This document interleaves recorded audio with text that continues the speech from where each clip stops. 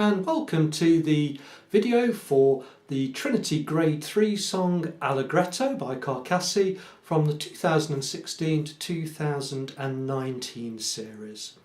A lovely little song this. We're going to be playing some nice chord shapes, nice bouncy rhythm, nice kind of dance song feel to it. Really one thing to mention before you start is just preparing how to play some of these chords. We'll see in the second bar we're going to be playing a C, a low C, and then a high C there. So a good technique to do is, rather than try to attempt those in the first instance before you play the song, maybe just like get used to putting fingers 1 and 3 on the 2 C's like that, so that you actually can just get your hand from out of the guitar area and then place them on. It's quite handy to do so. The next chord you'll be playing is a G major with the 7th, the F natural on top there. So again, just get used to putting fingers 1 on the G and the F there, and just try to move those 2 fingers between those 2 chords before you start. Just that kind of little exercise will help you and prepare getting some dexterity into the fingers before you start. If you struggle to start with, of course, I think the most important note to play first, put the first finger down, would be finger 3, because that's your first bass note, that first note that's being played, and then you can prepare finger 1 to get to stretch over. The idea is to keep the bass notes ringing. Try not to lift them so we get this. And you just lose the bass note sound, which is not what we want. So a little bit of preparing at that point, getting the fingers to play 2 notes at a time by just moving your left hand. You don't have to use your right hand, will help you tremendously. So starting off, we've got the key signature of C major, no sharps or flats. So if there are any sharps or flats appear, there'll be accidentals within the song. Let's look at the first part. So we go 1, 2, and 1 and 2 and.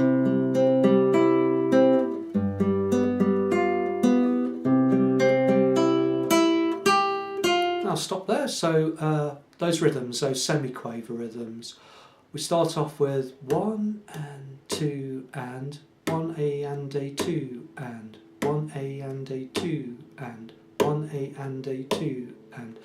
So as long as you can kind of count that, or tap it, that's certainly going to help you. There are different ways of counting them. You could just say semi-quaver, quaver, semi-quaver, quaver, and things like that will just help you. If you can get that rhythm in your head, then that's certainly going to help. Again, I'll play through. You could see that I was keeping my bass notes held down to give a much fuller sound in the bass there. I'll play the first 2 lines now. 1, 2, and semi-quaver, semi-quaver, 1A and a 2 and you can see, using the various methods of counting, it enables me to keep in time.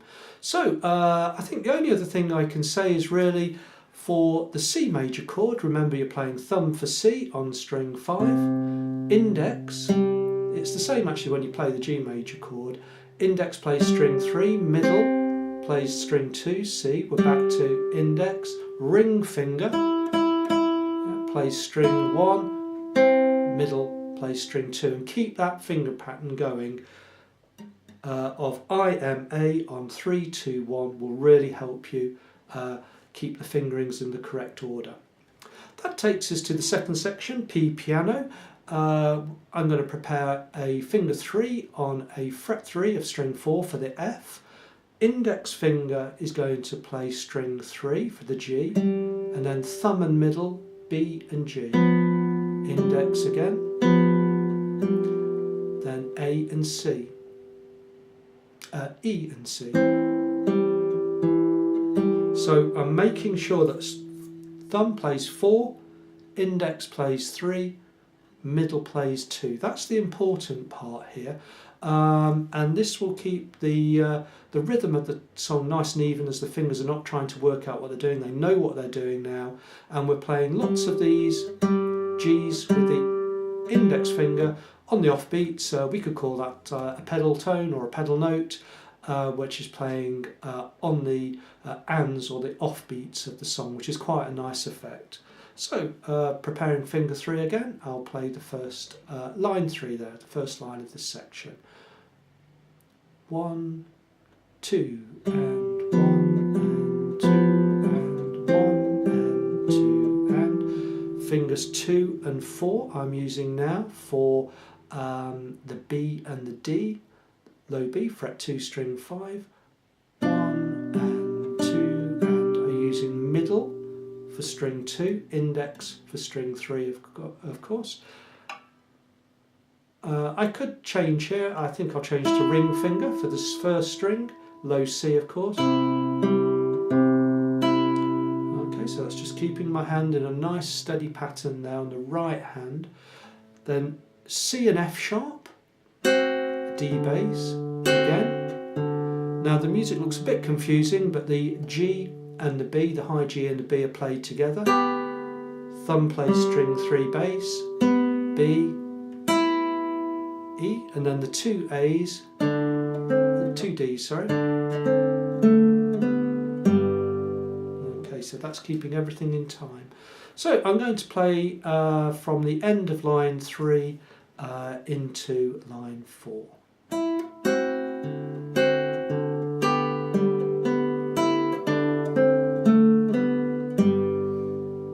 And then we start the pattern again, which was exactly the same as lines 1 and 2. So we get hold the bass notes,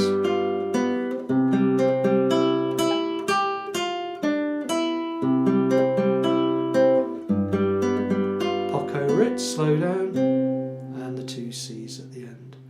So we can see really from this piece it's learning how to count semiquavers, the 1 and a 2 and, that will help you through, keeping a very clear pattern of thumb and right hand fingers across specific strings to help you, so your fingers know which string they're playing. Don't try to keep crossing your fingers, it won't help you.